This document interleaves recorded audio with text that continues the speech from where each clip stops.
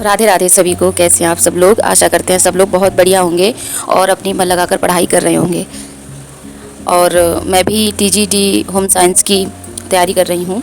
मेरा नाम चंद्रकांति है और मैं हाथरस ज़िले से हूँ।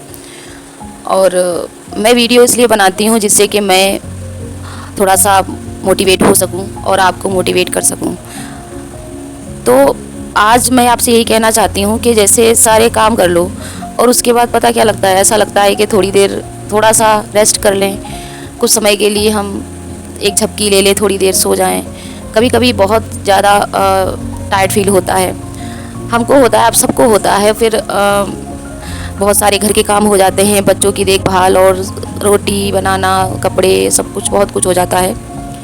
तो हमारे जैसी ही कंडीशन आप सबकी भी है। लेकिन जो रेस्ट का समय है ना, सारे काम करने के बाद जब सब रेस्ट करती हैं महिलाएं, उस वक्त हमें क्या करना है? हमें सिर्फ अपनी पढ़ाई करनी है। और जब भी आपको थकान का अनुभव हो, आप अपने आप से ये ज़रूर कहना कि क्या ये थकान हमारी मंजिल से, हमारे सपनों से बड़ी है? क्या जो आलस हमें आ रहा है, क्या ये आलस हमारे सपनों से बड़ा है? नहीं ना। तो जब भी आपको थकान महसूस हो, 1 मिनट के लिए सोच लेना कि 4-5 महीनों के लिए बस खुद को इसमें नछावर कर देना है। जितनी कोशिश हो सकेगी, जितना हमसे बन पड़ेगा हम करेंगे, बाकी सब ऊपर वाले के हवाले छोड़ दो। अपनी तरफ से 100% देना है अब की बार, चाहे कुछ भी हो जाए। और बाकी तो ईश्वर की मर्जी। रिज़ल्ट कैसा रहेगा किसी को नहीं पता है, लेकिन अपनी तरफ से हम लोग प्रयास पूरा करेंगे। और आप सबसे मैं ये कहना चाहेंगे, प्लीज़ अपना प्रयास जारी रखिए। मानते हैं आप लोग थक जाते हैं, हार जाती हैं, बहुत मन में आता है कि कैसे पढ़े, क्या करें। 8-10 घंटे की पढ़ाई है और कंपटीशन का ज़माना है। 8-10 घंटे कम से कम पढ़ने चाहिए, इतना कंपटीशन है एग्ज़ाम में। लेकिन हम हाउस वाइफ को मात्र मिलते हैं 4 से 5 घंटे या 6 घंटे, बहुत ज़्यादा निकालिए तो 6 घंटे मिल पाते हैं। और दिमाग इसी में रहता है कि हमें और ज़्यादा पढ़ना चाहिए था, लेकिन समय ऐसे ही निकल जाता है।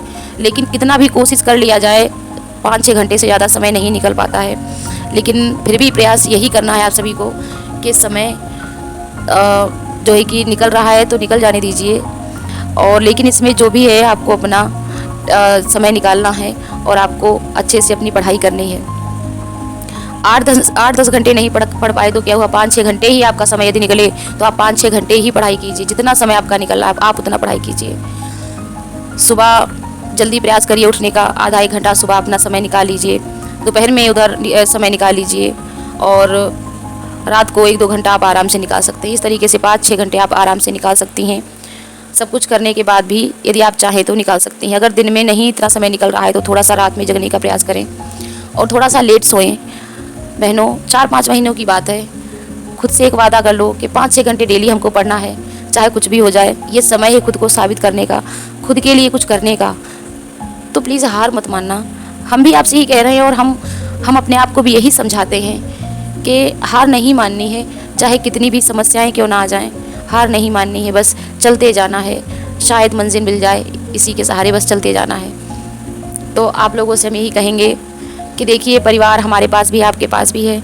हम मानते हैं कि बहुत दिक्कतें हैं, बहुत समस्याएं हैं। अब मैं सुबह 5 बजे उठती हूँ। मैं 4 या 3 बजे बहुत कोशिश कर लूँ, लेकिन नहीं मैं जग पाती हूँ। मैं 5 बजे तक या 5:30 बजे तक मैं उठ पाती हूँ।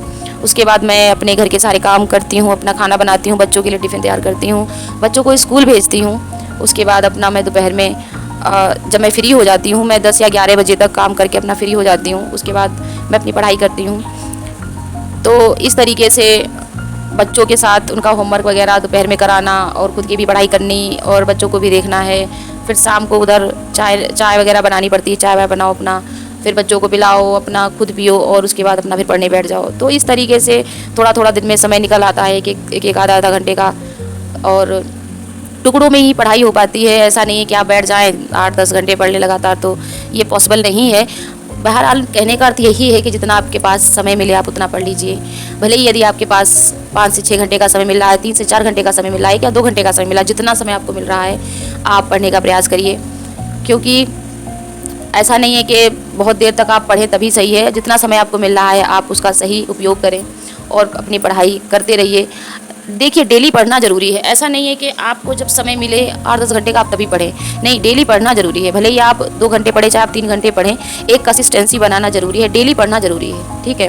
और कुछ विषय की सीट आपने देखी होंगी कि आ गई हैं, अच्छी खासी मात्रा में सीट आ रही हैं अब की बार, और न्यूज़पेपर में आपने देखा ही होगा। हालाँकि उसमें होम साइंस की वैकेंसी का नहीं पता है कि कितनी वैकेंसी है होम साइंस में। 2-4 दिन में ये भी शायद पता चल जाएगा। और तो आप लोगों से बस यही कहना है कि अच्छी वैकेंसी है, अच्छी सीट है, तो बस आप लोग अपनी तैयारी में लग जाइए। और सबसे पहले तो अपना सिलेबस देखिए। और होम साइंस का तो आपको पता है कि सिलेबस बहुत ज़्यादा है। यदि हम बहुत अच्छे से करें तो एक एक जो ब्रांच है उसमें कम से कम 1 महीना लग रहा है। अगर आप बहुत अच्छे से कर रहे हैं तो एक एक महीना जा रहा है एक एक ब्रांच करने में, है ना। लेकिन अब जो न्यू स्टूडेंट हैं उनके लिए इतना समय नहीं है कि वो इतना समय दे सके। जिनके नोट्स बन गए उनके लिए तो बहुत अच्छा है, वो बस रिवीजन अपना करेंगे। लेकिन जिनके नोट्स नहीं हैं उनके लिए थोड़ा सा दिक्कत है। वो अपना शॉर्ट नोट्स तैयार करें और प्रयास करें कि अच्छे से अपना तैयारी हो सके उनकी। शॉर्ट नोट्स अपना बना लें, उसके बाद अपना रिवीजन करते रहेंगे। और एनसीईआरटी भी साथ में अपना पढ़ते रहें, क्योंकि एनसीईआरटी